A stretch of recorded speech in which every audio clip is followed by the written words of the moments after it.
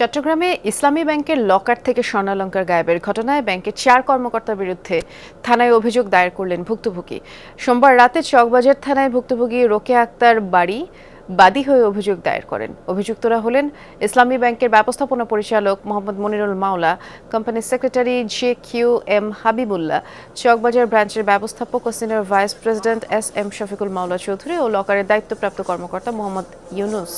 Police জানায় locker থেকে স্বর্ণালংকার গায়েবের বিষয়টি দুদক তফসিলভুক্ত এবং যথাযথ আইনি প্রক্রিয়া অনুসরণ করে অভিযোগটি দুদকে পাঠানো হবে। অভিযোগের মধ্যে অনেক কিছু আছে।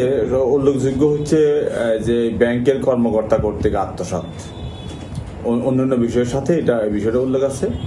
তো এটা যেহেতু একটা আর্থিক প্রতিষ্ঠান ব্যাংক, এটা আমরা ওইভাবেই আইনানুগ প্রক্রিয়া নিচ্ছি।